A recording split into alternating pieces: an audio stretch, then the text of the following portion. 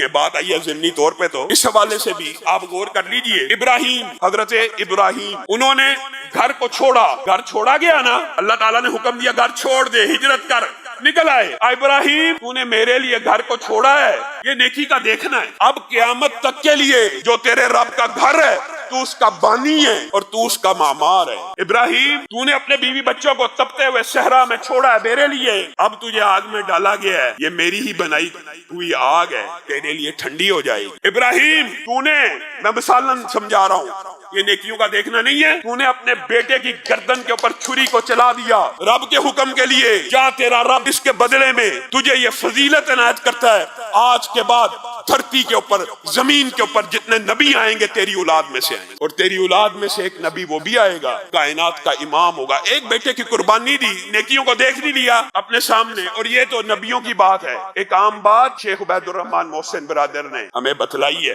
ہم تک پہنچی ہے، عجیب و غریب واقعہ ہے۔ ایک عورت 75 سال کی عمر، دور حاضر کا واقعہ، کیپٹن کی ماں، پنڈی کا واقعہ، آنکھوں کی بینائی چلی گئی، 75 سال کی عمر، جی ایچ کیو لے کے گئے، شفا اسپتال لے کے گئے، بڑے علاج کروائے۔ کیپٹن کو ڈاکٹر نے کہہ دیا کہ ہم نے بڑی کوشش کر دی، ان کے پیچھے جو سسٹم ہوتا ہے روشنی دینے کا وہی ختم ہو چکا ہے، اب بینائی واپس نہیں آ سکتی۔ عورت ہے 76 سال کی، کہا یہ کیسے ممکن ہے؟ جب بھی رمضان آتا تھا میں قرآن پاک کی تلاوت کرتی تھی، یہ رمضان آئے گا میں قرآن پاک کی تلاوت سے محروم رہ جاؤں گی۔ ڈاکٹر جو مرضی کہیں، مجھے اپنے رب کے ہاں یہ امید ہے کہ اللہ تعالیٰ میری قرآن پڑھنے کی نیکی کو لکھ رہا ہے، دیکھ رہا ہے، اور اللہ تعالیٰ اس نیکی کے بدلے میں، نیکی کے وسیلے سے جو وسیلے کی جائز قسم بھی ہے، اللہ رب العزت میری بینائی کو لٹائے گا۔ رمضان کا پہلا دن آیا، قرآن پاک کھولا، بسم اللہ الرحمن الرحیم کے اوپر انگلی رکھی، نظر تو آ نہیں رہا، بسم اللہ الرحمن الرحیم پڑھا، 13 لائنی قرآن تھا، بیٹا خود بیان کرتا ہے 13 لائنی قرآن تھا۔ ماں جی نے جس طرح روٹین تھی 13 لائنوں کے اوپر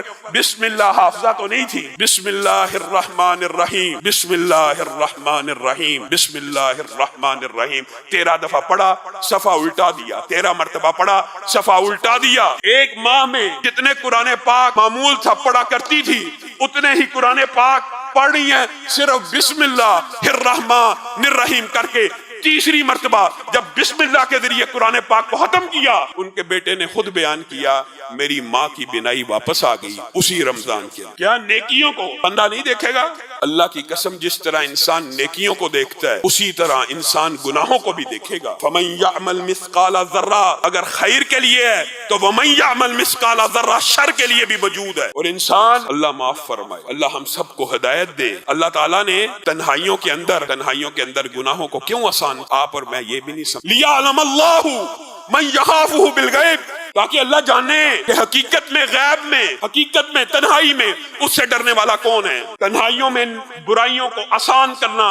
مجھے ایک بات بتلائیں، ہم کیا لوگ ہیں؟ ہم کہنے والا بھی اور سب سننے والے بھی، لوگوں کے سامنے ہمارے اعمال مختلف ہیں اور تنہائیوں میں ہمارے اعمال مختلف ہیں۔ لوگوں کے سامنے ہم حاجی صاحب ہیں، لوگوں کے سامنے ہم علامہ صاحب ہیں، لوگوں کے سامنے ہم مولوی صاحب ہیں، لوگوں کے سامنے ہم شریف النفس ہیں، لوگوں کے سامنے ہم مسجدوں میں نمازیں پڑھنے والے، رمضان کے روزے رکھنے والے، تراویحاں عبادات کرنے والے، اور تنہائی کے اندر 1 منٹ بھی ملا ہے فیس بک کھلی ہوئی ہے، سوشل میڈیا کے مختلف پلیٹ فارمز کھلے ہوئے ہیں، ننگے فحش ویڈیوز چل رہے ہیں، غیر محرم عورتوں کی تصویریں چل رہی ہیں۔ حضرت صوبان کی حدیث بھی نہیں سمجھ سکے کہ کل قیامت کے دن بعض لوگ ایسے آئیں گے جن کی نیکیاں تہامہ پہاڑ سے بھی زیادہ بڑی بڑی ہوں گی، ان کی نیکیوں کو جب تولا جائے گا 1 تنکے کے برابر بھی وزن نہیں ہوگا، اتنی بڑی نیکی وزن 0۔ یہ وہ لوگ ہوں گے جو اللہ کی عبادات تو کرتے تھے، اللہ کے لیے روزے تو رکھتے تھے، نمازیں تو پڑھتے تھے، لیکن ایمان کی کیفیت یہ تھی کہ جب تنہا ہوتے تھے تو اللہ کی حدود کو پامال کر دیتے تھے۔ یہ رب سے ڈرنے کا مطلب ہے کہ جب تنہائی میں موقع ملے تو گناہ کر لیا، لوگوں کے سامنے حاجی بنا رہا، تنہائی میں جب موقع ملا غیر محرم کی تصویر بھی دیکھ لی،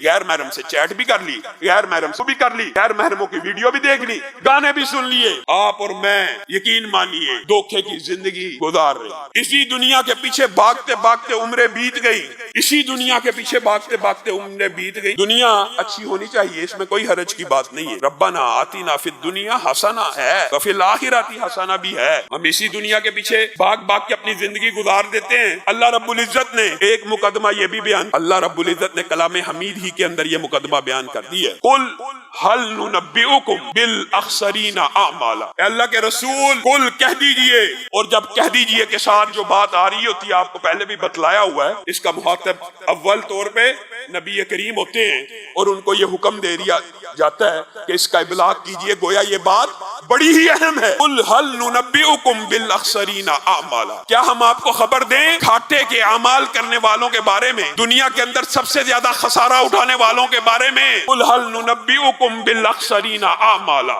الذین ضل سعیهم فی الحیاۃ الدنیا. دنیا کے اندر سب سے زیادہ نقصان اٹھانے والا بندہ وہ ہے جس نے اپنی پوری کی پوری زندگی دنیا ہی کے پیچھے گزار دی. صبح اٹھے 8 بجے، نماز کے لیے 2 منٹ، دکان کے لیے 12 گھنٹے، نماز کے لیے 3 منٹ، دکان کے لیے 24 گھنٹے. کاروبار 8 بجے سے لے کے شام 8 بجے تک بزنس کر رہا ہے، دکان پہ جا رہا ہے، دکان کھول رہا ہے، گھر پہنچا تب بھی کاروبار، گھر پہنچا تب بھی فون، گھر پہنچا تب بھی صرف کاروبار اور دنیا ہی کے بارے میں مگن ہے. قل هل ننبئکم بالاخسرین اعمالا الذین ضل سعیهم فی الحیاۃ الدنیا. اور جب اس کو کہا جاتا ہے حاجی صاحب، چودھری صاحب، سیٹھ صاحب، یہ آپ کیا کرتے ہیں؟ سارا دن کاروبار، بیوی بچوں کے لیے ان کا پیٹ پالنا، یہ بھی ثواب ہے، لیکن اللہ کے لیے، اللہ کے دین کے لیے، اللہ کی مسجدوں کے لیے، اللہ کی مسجدوں کے لیے آپ کے پاس کتنا وقت ہے؟ وَهُمْ يَحْسَبُونَ أَنَّهُمْ يُحْسِنُونَ صُنْعًا. وہ لوگوں کو بڑھ بڑھ کے جواب دیتے ہیں اور گمان رکھتے ہیں ہم بڑا بہترین کام کر رہے ہیں. جناب مولوی صاحب، علامہ صاحب، بھی بچوں کا پیٹ پالنا یہ بھی عبادت ہے، لیکن صرف دنیا ہی کے پیچھے بھاگتے رہ جانا. وَهُمْ يَحْسَبُونَ أَنَّهُمْ يُحْسِنُونَ صُنْعًا أُولَئِكَ الَّذِينَ كَفَرُوا بِآيَاتِ رَبِّهِمْ وَلِقَائِهِ. اللہ تعالیٰ کہہ رہا ہے یہی وہ لوگ ہیں جنہوں نے حقیقت میں ہماری آیتوں کا انکار کیا اور ہماری ملاقات کا انکار کیا. اگر ملاقات کا یقین ہوتا تو ہمارے لیے بھی کچھ وقت تو ہوتا.